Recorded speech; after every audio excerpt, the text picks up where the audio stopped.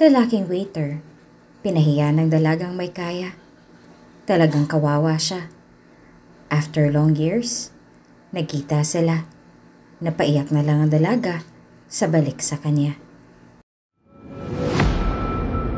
Kung bago ka pa lang sa channel na ito, Ate Jane TV, huwag kalimutang pindutin ang notification bell and subscribe button. Sana po hindi naman malaking abala sa inyo ang pagpindot ng subscribe button dahil ang kapalit po nito ay ang pagsuporta para makapag-produce ng mga libreng stories sa mga channels ni Ate Jane. Maraming salamat!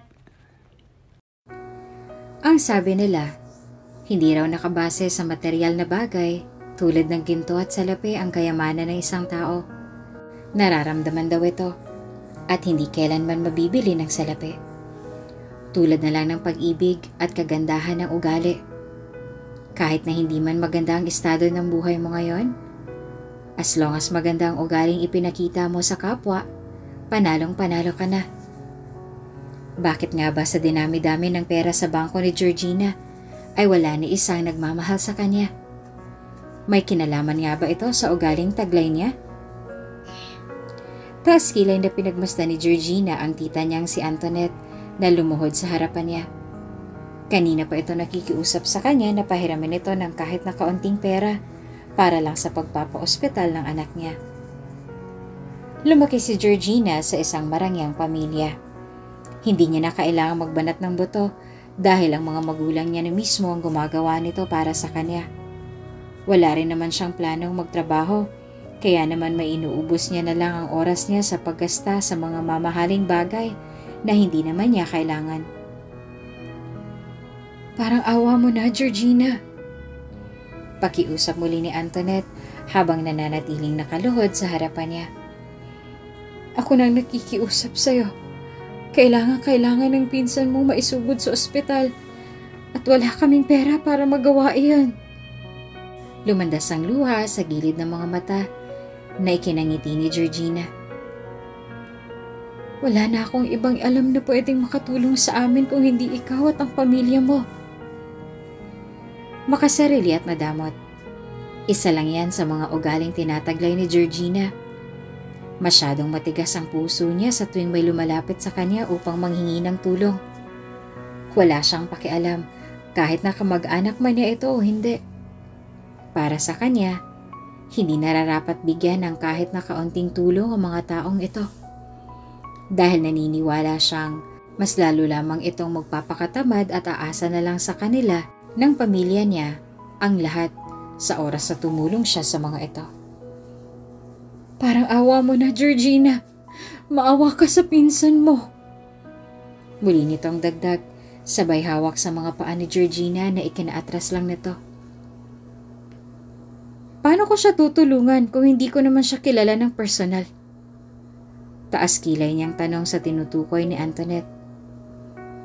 At saka malay ko ba kung nagsasabi ka ba talaga ng totoo? Baka nga modus niyo yan eh. Magsinungaling at magpanggap na kailangan ng tulong. Kahit na hindi naman talaga kailangan.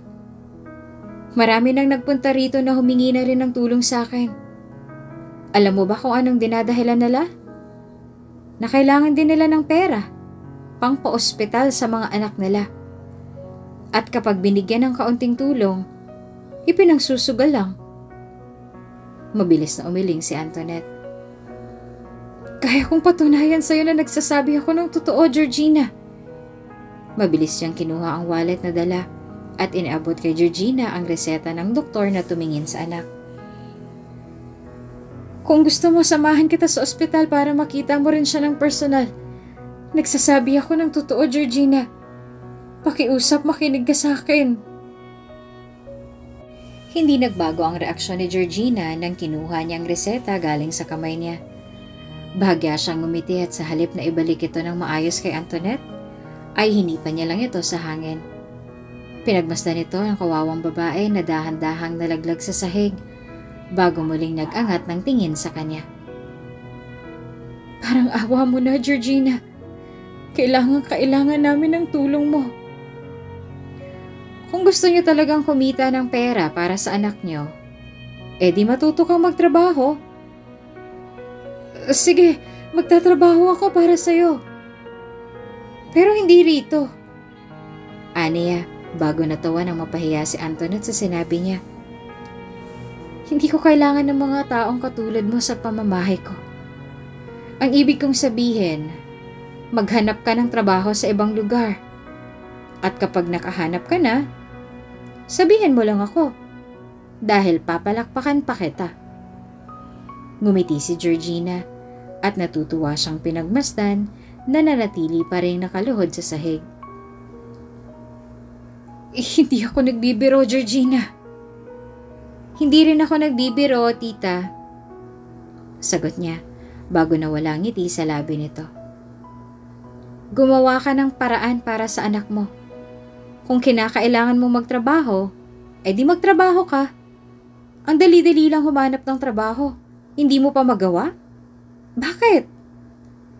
Patuloy lang sa pagdaloy ang luha sa gilid ng mata ni Antoinette habang pinapakinggan ang sinasabi ng mapagmataas na pamangkin. Tingin mo ba kapag nagpunta ka dito at lumuhod sa harapan ko, tulad ng ginagawa mo ngayon, bibigyan na kita ng pera? Muling dagdag ni Georgina bago tumawa ng mahina. Anak mo yan, kaya responsibilidad mo yan. Kapag ba'y nangyari sa kanya, kapabayaan mo na yan. Hindi pa man naibubuka ni Antoinette ang bibig, ay mabilis nang tinawag ni Georgina ang mga gwardya sa mansyon nila. Pinagmasdan niya ang mga itong kaladkarin ng sarili niyang kadugo na panay ang pagluha sa mga narinig niya mula sa pamangkin. Georgina, parang awa mo na! Muli nitong panagoy. Huwag kang mag-alala, tita. Aniya bago matamis na ngumiti sa kanya. Ipagdadasal ko siya. Ilang araw lang ang nakalipas ay nakarating kay Georgina na tuluyan ang binawian ng buhay ang anak ni Antoinette. Hindi man lang siya nakaramdam ng pagsisi sa ginawa niya. At sa halip na makaramdam ng lungkot ng sandaling magtungo siya sa burol nito, saya ang naramdaman niya. Lalo na nang sinalubong siya ni Antoinette. Magandang araw, tita. Bati niya, sabay ngiti ng matamis sa babaeng tila ba walang tulog. Nandito ako para makiramay sa pagkawala niya. Ang kapal din naman talaga ng mukha mo na magpakita pa rito. Diin itong sambit na ikinatawa naman niya ng mahina. Panay ang titig ng mga nakikiramay sa direksyon nilang dalawa. Alam ng mga ito na magkakagalo sa loob sa pagdating ng weirdong bisita. Nakasuot si Georgina ng itim na dress. Hapit ito sa katawan niya na talaga namang nakakapukaw ng atensyon na lahat. May suot din itong aviator na nagsisilbing harang sa mga mata niya upang hindi makita ng lahat na natutuwa siya sa balitang nakarating sa kanya. Sino siya? Balita ko, yan daw yung kaisa-isang anak ng mga Mendez. Rinig niyang sagot sa isa sa mga bisita. Yung ampon. Sa halip na sagutin ng mga iyon, ay nagtungo na lang siya sa harapan. Natigilan si Antoinette sa ginawa niya dahil kabastos-bastos ang ikinilos niya. Sinundan niya ito sa loob. Ingat na ingat upang hindi mahalata ng lahat na gulo ang dala ni Georgina sa araw na yon. Condolence nga pala sa'yo, tita. Umalis ka na. Banta ni Antoinette. Lalo na nang makita niya ang tuwa sa mga mata ni Georgina nang tinanggal nito ang aviator at tumitig sa kabaong ng anak niya. Binabalaan kita, Georgina. Huwag kang mag-alala, tita. Aalis din naman ako. Huwag kang excited. Natutuwa niya ang sambit na ikinayukom ni Antoinette sa labis na panggigigil. Pasensya ka na rin kung hindi ko kayo natulungan. Sadyang hindi ko lang talaga ugali ang tumulong sa mga kapuspalad na tulad ninyo. Umalis ka na, Georgina!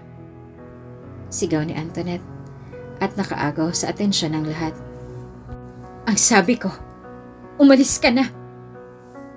Ngiti ang isinukli ni Georgina sa kanya, lalo na nang nakita niyang nagunahan sa pagpatak ang luha ni Antoinette sa mga sinabi niya. Kasalanan mo kung bakit namatay ang anak ko! Hindi ko kasalanan yon. Dahil una sa lahat, responsibilidad mo siya. Kalmado nitong sagot sa mas lalong ikinaiyak ng ginang. May mangyari man sa kanya o wala na akong pakialam doon. Ganyan ka ba talaga kasama, Georgina? Hagulgol nitong tanong. Natutuwa ka sa paghihirap ng ibang tao? Oo, natutuwa ako. Sagot niya bago bumulong sa kanya nang lumapit siya rito. Panaghoy ng mga katulad mong mabababa ang bumubuhay sa kaluluwa ko. Demonyo ka! Sigaw ni Antoinette sa kanya, nangingising-ngising tinalikuran ni Georgina. Isinusumpa ko. Mararanasan mo rin lahat ng paghihirap na nararanasan ko ngayon. Go on! Bulong ni Georgina sa sarili habang naglalakad palayo. Isumpahan niyo lang ako. Diyan lang ako nabubuhay sa mga sumpa ng mga katulad mong hampas lupa. Batid ni Georgina ang galit sa kanya ng mga kamag-anak. Sa mga lumipas na linggo, wala siyang ibang ginagawa kung hindi ang tanggihan lahat ng pakiusap at panaghoy ng mga kamag-anak na humihingi ng tulong sa kanya. Mas ninanais niyang ubusin ang pera niya sa sugal at sa pagbili ng mga mamahaling bagay na hindi naman niya kailangan, tulad ng alahas at mga sapatos. Anak, hindi pa habang buhay ang pera natin. Pangaral ng daddy niya habang pabalik-balik ito sa harapan niya. Kailangan mo pa rin mag-aral. Hindi ko kailangan mag-aral, Dad. Sagot nito bago umirap sa ama. Sapat ang pera natin para mabuhay ako sa buhay na gusto ko. At isa pa, bakit ba takot na takot kang maubos ang pera natin sa luho ko? Anak, tama ang daddy mo. Sabat ng mami niya na kanina pa pala nakikinig sa usapan nilang dalawa. Hindi pang habang buhay ang kayamanan ng pamilya natin. Sa ayaw at sa gusto mo, kailangan mo pa ring mag-aral. Ay nako, buhay ko to. Sagot niya bago dumilim ang titig niya sa dalawang tila ba na tigilan sa inasal niya. At gagawin ko kung anong gusto ko dahil buhay ko to. Kapag sinabi kong hindi ako mag-aaral, edi hindi ako mag-aaral. Naiintindihan niyo ba ako? Hindi nakasagot ang mga magulang niya, kaya wala siyang ginawa kung hindi ang umismid sa hangin at maglakad pa palabas ng living room. Kilala ang buong pamilya niya sa buong bayan. Ang pamilya lang naman ni Georgina ang nag-e-export ng mga tela sa iba't ibang bansa. Kaya naman prinsesa na rin ang turing sa kanya ng mga taong nakakakilala sa pamilyang kinabibilangan niya. Dahil nga sa laki ng luho, palagi nitong nakukuha lahat ng bagay na gusto niya, material man ito o may buhay na tulad niya. Ang tanga mo! Sigaw niya sa isang matandang nakabangga sa kanya. Perasahan siyang ipinasama ng daddy niya sa pabrika upang magmanman. Ang buong akala niya ay magiging tahimik lang ang pagbisita niya. Ngunit mukhang nagkamali siya. Nagmamadaling pinulot ng matanda ang lahat ng pinturang natapon. Dahil sa takot ay nagmamadali niyang pinunasan ng dalaga. Ngunit mabilis lang itong iniwas ang katawan niya. Huwag mo nga akong hawakan! Pasensya na po talaga, hindi ko po sinasadya. Sinadya mo to dahil tanga ka. Muli niyang sigaw sabay duro sa kawawang matanda. Gusto mo bang mawalan ng trabaho ng dahil sa ginawa mo? Huwag po, may pamilya po akong kailangang sustentuhan. Palibhasa kasi mahirap kayo. Paulit-ulit niyang bulong habang pinupunasan ng kamay niya na natapunan ng pintura. Magbabayad ka sa oras na magkaroon ako ng skin allergy ng dahil sa kakitiran ng utak mo. Anong nangyayari dito? Tanong ng isang binatilyo bago naglakad patungo sa gawin nila. Ano pong nangyari? Kunot noo siyang bumaling sa lalaki at dumuro sa matanda. Yang trabahador mong bobo, tinapunan ako ng pintura.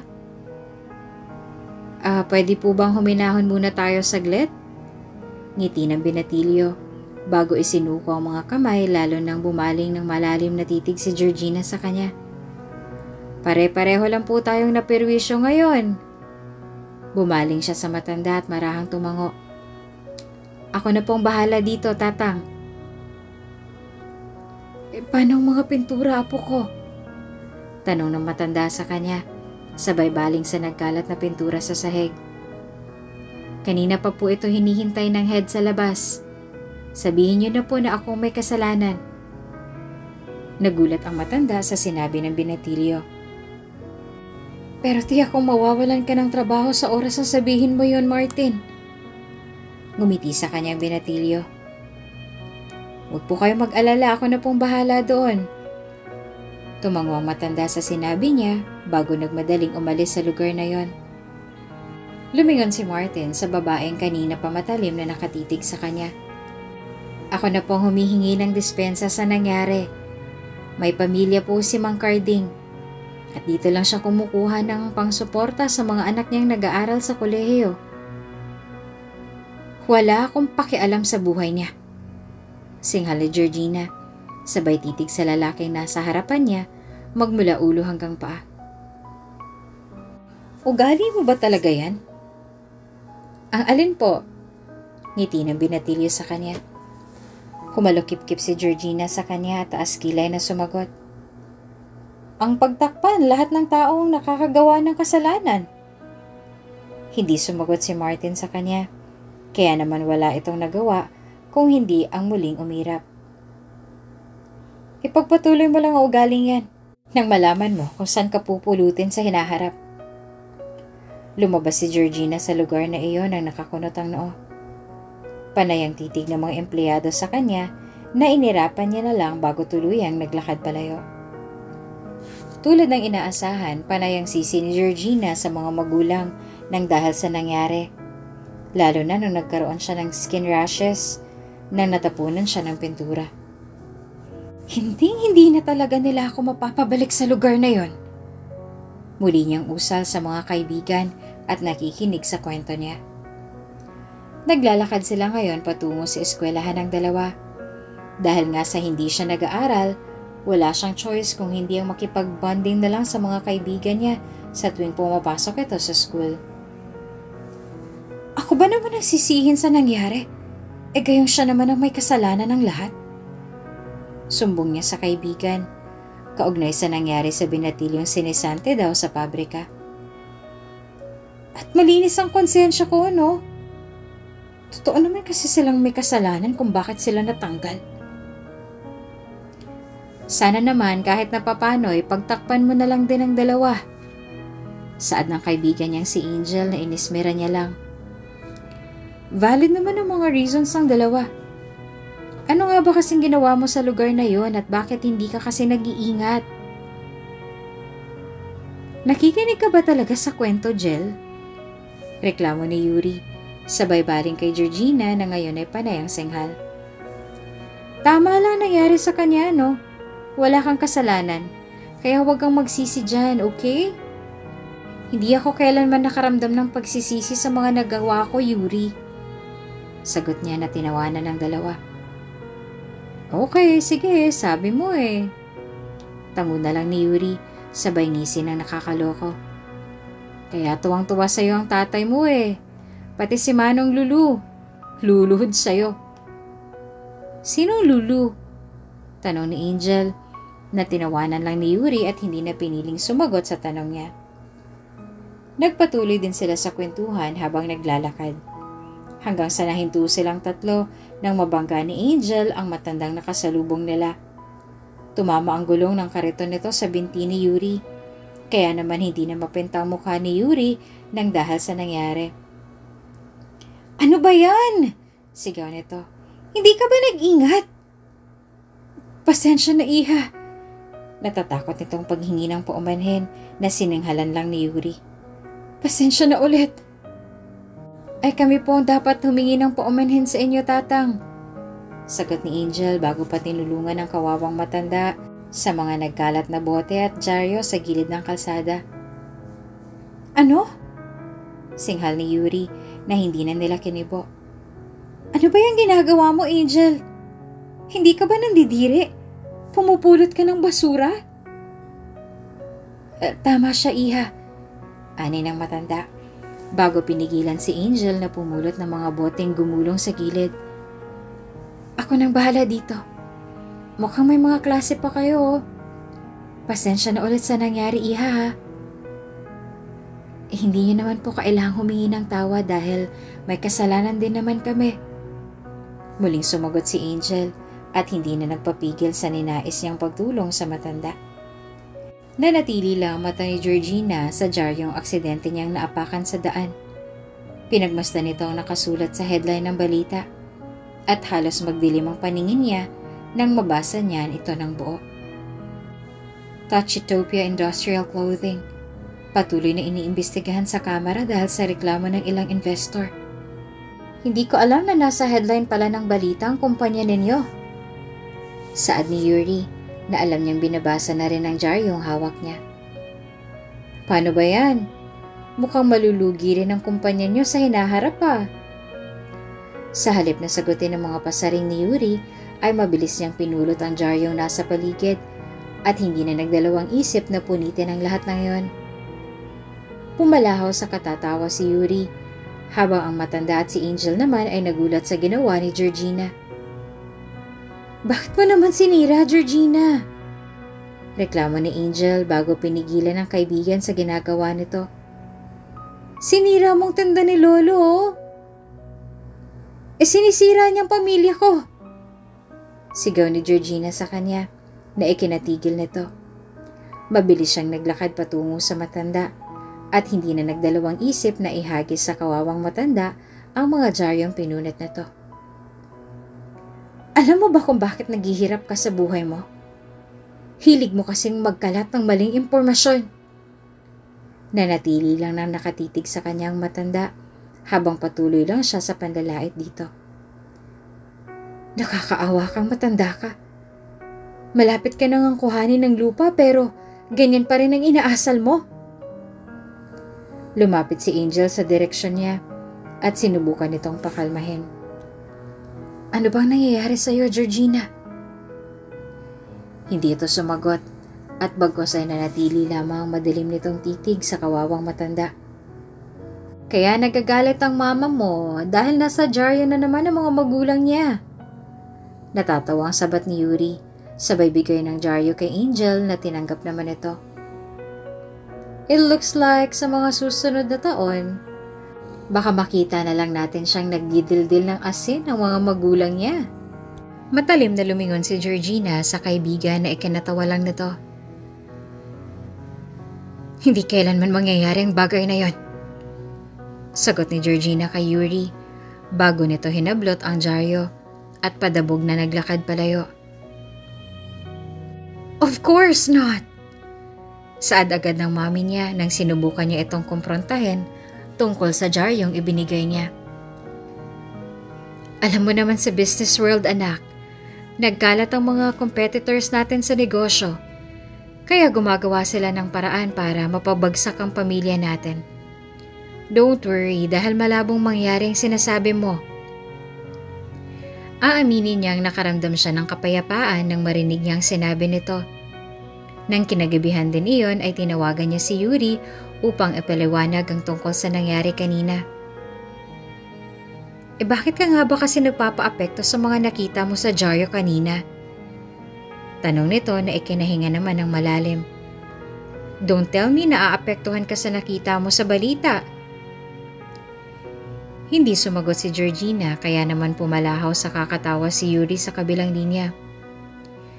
Georgina. Bakit pakiramdam ko na hindi na ikaw yung Georgina ang nakilala ko? Muli niyang tanong sa kabilang linya. Parang kailan lang ay hindi ka nagpapaapekto sa mga sinasabi ng iba, sa mga balitang naririnig mo. Pagkatapos ngayon ay ganyan ang inaasal mo? Huminga siya ng malalim at hindi na muling kumibo. Don't tell me totoo ang nakita mo sa diaryo kanina. Hindi siya kumibo dahil maging siya ay hindi kumbinsido sa paliwanag ng nanay niya kanina. Silence means true, dagdag ni Yuri bago muling tumawa. Kung totoo man ang balitang yon, May tendency talaga na itakwil kita. Ayokong madungisan ang pangalan ko nang dahil lang sa pangalan mo, Georgina. Tandaan mo ang dahilan kung bakit magkaibigan pa rin tayo hanggang ngayon. Alam ko. Singhal niya na matunog nitong ikinangisi. Hindi ko alam at wala akong pakialam sa mga nangyayari. Yan! Sambit ng kaibigan niya sa kabilang linya bago humalakak. Yan ang Georgina ang kilala ko. Ewan ko, masyado lang siguro ako nag-overreact sa nakita ko kaya nagawa ko mga bagay na yon. That's good then, sagot ni Yuri. Hindi nakatulog si Georgina sa gabing iyon. Kaya naman panay ang insultong natatanggap niya kay Yuri nang mapansin ito ang itsura ng kaibigan. Si Georgina ang pinakamaganda sa kanilang tatlo. At isa ito sa mga bagay na ikinakainggit ni Yuri sa kanya. Kahit na wala na siya sa campus at hindi na siya nagpakita pa roon, hindi pa rin magkamayaw ang mga estudyante roon na banggitin ang pangalan niya kahit na hindi na nila ito nakita pa. Bakit pa kasi nag-aaral pa kayo? Reklamo ni Georgina nang nagkaroon ng time ang mga kaibigan niya na makipag-bonding sa kanya. Ang mga katulad nating binuhay sa karangyaan, hindi na dapat nag-aaral pa. Even if gusto kong huminto, wala rin naman ako magagawa kung hindi ang sumunod sa parents ko. Reklamo ni Yuri bago sumandal sa upuan niya. Kahit napatapon ang ugali ko tulad mo, may takot pa rin naman ako sa parents ko kahit na papaano. Ayoko rin namang magkaroon ng problema sa future ko, no? Lumingon si Georgina kay Angel upang hingin ang sagot nito. Nagkibit lang ito ng balikat sa kanya. Kailangan ko ng diploma. Sagot ni Angel na lihim niyang inirapan. Sa ating tatlo, panimulang muli ni Yuri bago ngumisi kay Georgina. Ikaw lang yata ang walang pangarap at pakialam sa future mo. Bakit pa ba ako magpapakahirap sa pag-aaral? Kung nandyan naman ang mga parents ko at ang kayamanan namin. Sagot niya na ikinangisi ni Yuri at dismayado namang inilingan ni Angel. Huwag kang masyadong magpakakampante, Georgina. Sabat ni Angel, dahilan upang lumingon ang dalawa sa kanya. Bilog ang mundo. Minsan ay nasa tuktok ka. Pero madalas ay nasa ilalim ka.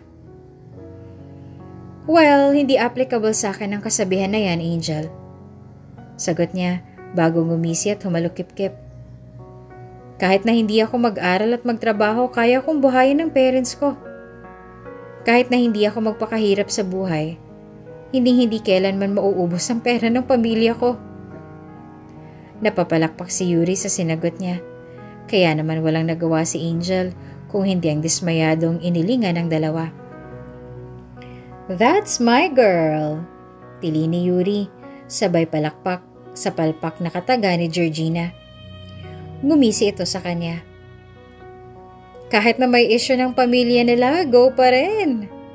Muli nitong dagdag na ikinatikom na lang ng dalawa pa niyang kaibigan. Naging busy ang mga kaibigan niya sa pag-aaral. Habang wala namang nagawa si Georgina, kung hindi ang sayangin ng oras sa pagpapakasarap.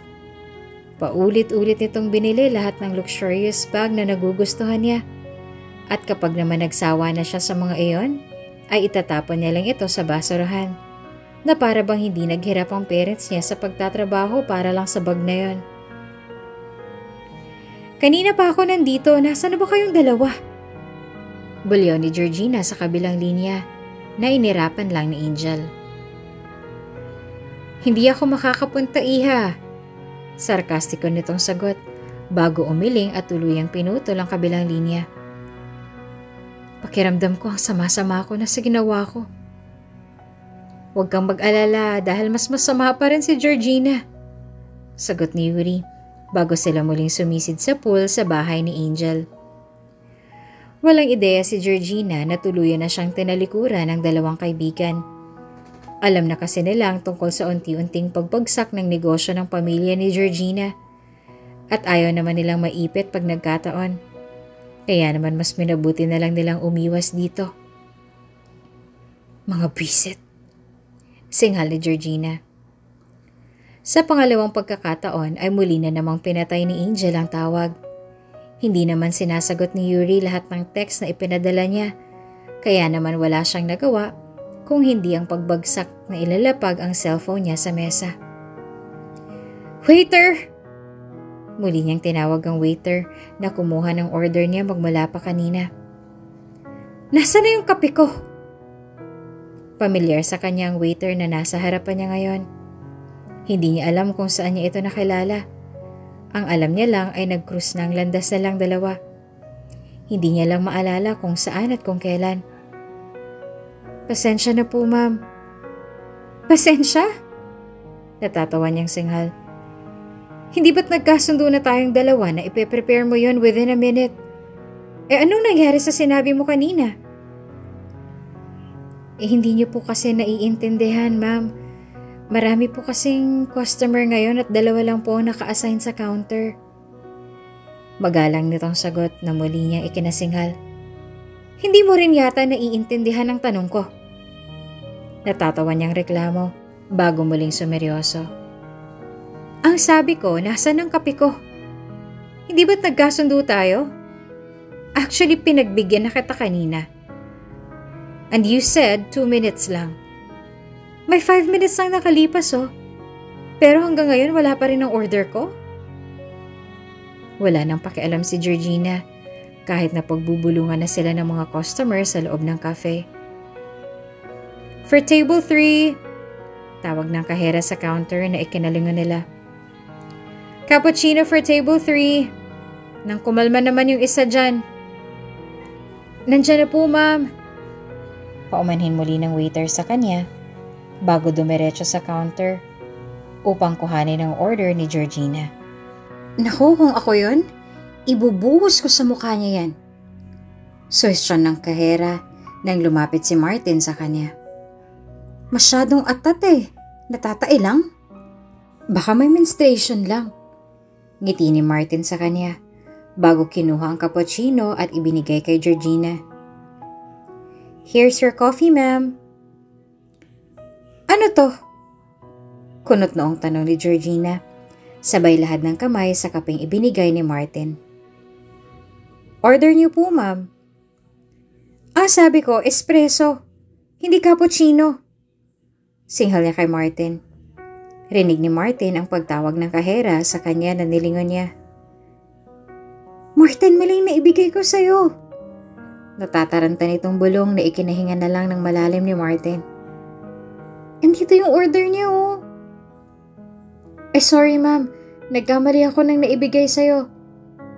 Paumanhin niya bago kinuha ang tasa at sinubukan siyang talikuran. Sandali lang. Pigil nito sa kanya na muli niyang ikinahinga ng malalim bago lumingon sa supladang babae. Sinabi ko ba sa'yo na talikuran ako? Bastos ka rin Kukuhanin ko lang pong order mo. Pumayag ba ako? Sagot ni Georgina na mabilis niyang inilingan. Simpleng espresso lang ang order ko. Pagkatapos ay bibigyan mo lang ako nito? Nagkamali nga po ako nang naibigay sa'yo, ma'am. So, kasalanan ko pa ngayon. Wala po akong sinabi. You know what? Sambit ni Georgina bago kinuha sa kamay ni Martin ang tasa ng cappuccino at binuhos iyon sa puti niyang uniforme. Sa'yo na yan. Dahil mukhang inaanto ka pa. Medyo mainit ang cappuccino ibinigay ni Martin sa kanya. Kaya naman bahagya pa itong napataron sa gulat nang isinaboy ni Georgina sa kanyang kape. Pasensya na po.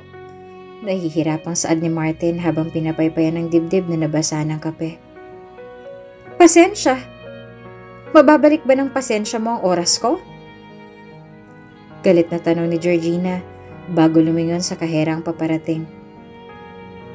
Gusto ko makausap ang manager niyo. Baka po pwede po nating pag-usapan ng lahat? Tanong ni Martin na sininghalan niya lang. Nakakaintindi ka ba o nag-aaral ka ba talaga? Sagot ni Georgina na ikinahinga na lang ng malalim ni Martin. Gusto kong makausap ang manager niyong dalawa. Alam mo sa ating tatlo, ikaw ang walang pinag-aralan dito. Sagot ng kahera sa kanya na ikinairap niya. Anong sabi mo? Ang sabi ko, ikaw ang mukhang walang pinag-aralan dito base sa pakikitungo mo sa ibang tao. Muli nitong ulit na ikinangisi ni Georgina. Masama na ang ugali mo. Masama pa yung pandinig mo. Hindi kita kinakausap. Reklamo ni Georgina bago lumingon kay Martin. Nasaan ang manager niyo? Gusto ko siyang makausap at nang mapatanggal ko na kayong dalawa.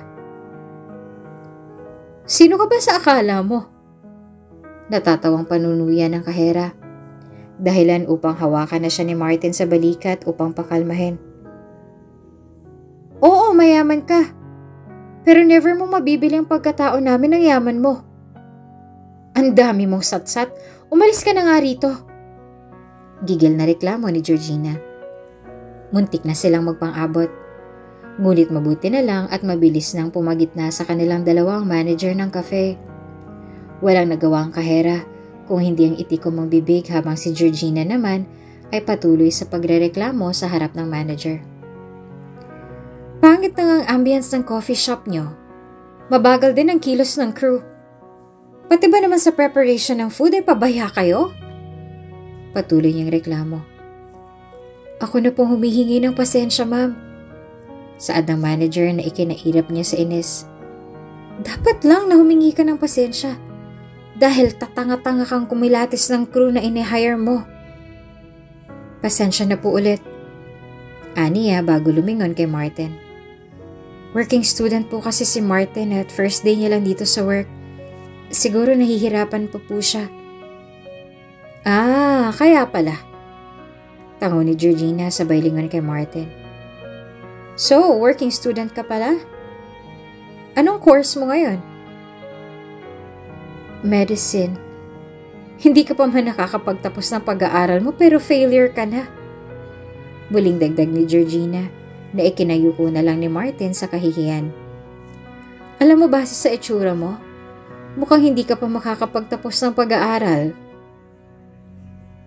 Bakit ba ang sama ng pakikitungo mo sa amin? Muling sabat ng kahera na ikinangiti ni Georgina. Hindi ba't sa ating dalawa ikaw dapat na makisama dahil ikaw ang may kailangan sa amin? For your information, kami ang dahilan kung bakit may trabaho kayo. So basically, kayo ang dapat na magpasalamat sa akin. Sagot nito na inismira ng kahera. Diyan na nga kayo, ang babaho nyo. Tuluyan ang naglakad palabas ng cafe si Georgina nang hindi nagbabayad sa 500 bill na halaga na tinapon niyang kape. Walang nagawa si Martin kung hindi ang bumuntong hininga dahil alam niyang sa payslip niya mababawas ang kape na tinapon ng i-considerate niya na customer. Pagpasensyahan niyo na. Baling ng manager sa kanilang dalawa bago ngumiti. Mayaman kaya ganun ang ugali. Huwag kang mag-alala, Martin, dahil hindi kita tatanggalin sa trabaho mo. Kumilos kang profesional, kaya naman napabilib mo ako sa inakto mo. Ngumiti si Martin sa kanya bago lumingon sa babaeng katabi niya na panay pa rin ang pagbulong. Di na rin ako magtataka kung sakali mang karmahin yan sa hinaharap. Aniya bago lumingon kay Martin at pabirong kinurot ang bewang nito. Isa ka pa. Nandito ka na rin lang naman. Sana ibinida mo na sa kanya yung course mo. Baka nga magulat pa yan kapag nalaman niyang future doctor ang binabangga niya. Muli pang biro nito ang nanginitian lang ni Martin. Mabilis na lumipas ang panahon. Ipinagpatuloy ni Martin ang kurso niya hanggang sa magtagumpay ito sa buhay. Sa kabilang banda naman ay ikinasal si Georgina sa isang mayamang negosyante. Nagkaroon din siya ng isang anak na babae. Dito niya binuhos lahat ng pagmamahal na meron siya. Tulad nga ng sinabi ng kaibigan niya noon, bilog ang mundo.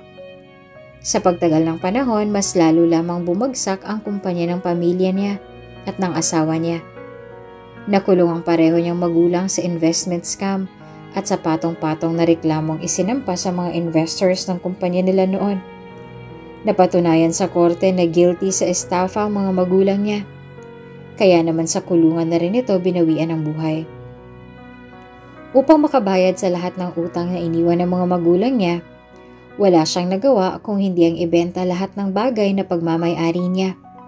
Maging ang mga bahay at lupang naipundar ng mga magulang niya dati ay isa-isang naglaho. "Tapos na tayo!" Sigaw ng asawa niya bago iniwan si Georgina na nakaluhod sa sahig habang paulit-ulit na humahagulgol. Ang buong akala niya ay pakikipaghiwalay lang ang gusto ng asawa niya. Ngunit mukhang nagkamali siya sa inaakala niya nang mapagtanto niyang ninakawan din siya nito at nilimas lahat ng pinagbentahan niya ng mga alahas at binenta at sinanla niya. "Magiging okay lang ang lahat, Mommy," bulong ng anak niya bago siya nito niyakap. Mas lalo lamang naging mabigat sa kanya ang lahat ng isinugod sa ospital ang kaisa-isa niyang anak. Lumabas sa test na may butas ito sa puso at kinakailangang operahan para madugtungan ang buhay nito. "Parang awa niyo na, tita," pakiusap niya kay Antoinette bago lumuhod sa harap nito ng may luha sa gilid ng mata. "Wala na akong ibang malalapitan kung hindi kayo lang." "Sinasabi ko na nga ba?" Anito na ikinapikit niya bago muling yumuko sa posisyon niya. "Babalik ka rin sa akin at luluhod ka tulad ng ginawa ko sa'yo dati." "Sorry. Pasensya na po sa nagawa ko, tita." Huminga lang ng malalim si Antoinette bago siya hinawakan sa braso at sapilitang hinila upang tumayo. "Sobrang bait ng anak ko, na kahit pinagdamutan mo siya ng mga bagay na meron ka noon, nagawa niya pa rin ibilin sa akin na huwag magtanim ng galit sa'yo." Aniya na mas lalo niyang ikinaluha. "Hindi mo na kailangang humingi ng tawad, Iha. Dahil matagal na kitang napatawad. Pero hindi ko kayang gawin ang gusto mong mangyari. Tulad mo, gipit din ang pamilya ko ngayon. Pero huwag kang mag-alala. Dahil sa oras na magkaroon ako ng pera, tutulungan kita." Nang dahil sa nangyari sa pamilya ni Georgina, tuluyan na rin siyang tinalikuran ng mga kaibigan niya. May bahid ng tuwa ang mukha ni Yuri nang lumuhod si Georgina sa harapan niya at paulit-ulit na humingi ng tulong para sa anak niya. "Hindi kita mapagbibigyan, Georgina." Natutuwa nitong sambit sa nangyari sa kanya. "Hindi kita kayang pautangin dahil ayoko rin namang magbigay sa'yo. At saka hindi ko na sigurado kung mababayaran mo ba ako kapag pinautang pa kita." Sinubukan niya maghanap ng trabaho. Ngunit ni isa ay walang tumatanggap sa kanya dahil sa kawalan niya ng edukasyon. Minsan ay itinataboy pa siya ng ilang employer palabas ng opisina nito dahil sa paulit-ulit nitong pamimilit na tanggapin siya sa posisyong inaplayan niya. "Gawin niyo po ang lahat ng makakaya ninyo," pakiusap ni Georgina sa doktor na nakausap niya bago lumuha sa mga paa nito. "Iligtas niyo po ang anak ko. Siya na lang ang kaisa-isang bagay na meron ako. Mamamatay ako kapag nawala pa siya sa akin." "Huwag kayong mag-alala, Mrs." sagot ng doktor sa kanya bago ngumiti. "May awa ang Diyos." Buong buhay niya never siyang tumawag at nanalangin sa Panginoon. Hindi kasi siya naniniwala dito. Ang buong akala niya, kapag may pera ka, ay hawak mo ng lahat ng bagay na nasa paligid mo. Tila ba mas lalo lamang bumagsak ang mga balikat niya nang dahil sa karmang inabot niya. Ito na bang kabayaran sa lahat ng kasamaang ginawa niya dati? Tulala siya nang tinawag siya ng nurse na nakausap niya kanina. Nakangiti ito nang magsalubong ang mata nilang dalawa. Mukhang may magandang balita nais na ibahagi sa kanya. "Ligtas na po ang anak niyo, ma'am." Aniya na lubos na ipinapasalamat ni Georgina bago nagtungo sa information desk at bago pumirma sa form na inabot nito sa kanya. Sabi nila, walang taong malinis sa mata ng Panginoon. May nagkakamali at paulit-ulit na nadadapa. Lahat naman ng tao ay may karapatang magbago, di ba ma'am? Oo, tama ka. Nakangiti siyang tumango sa nurse bago niya naramdaman ang panunubig ng mata niya nang makita ang bill ng operasyon ng anak. Bakit ganito ang bill ng operasyon ng anak ko? Tanong nito. Bakit 500 lang nakasulat dito? Ngumiti ang nurse sa kanya bago bumulong. Sagot na po ni Dr. Martin ang lahat ng ginastos sa operasyon ng anak mo, Mrs. Natulala siya sa sinabi nito. Actually, kanina niya pa po kayo hinihintay sa opisina niya. Gusto niyang magpakilala sa inyo ng personal. Nagpunta si Georgina sa opisina ng Dr. Martin tulad ng sinabi ng nurse. Isang katok ang iginawad nito sa opisina niya bago siya pumasok sa loob. Noong una ay hindi niya agad namukhaan ng doktor.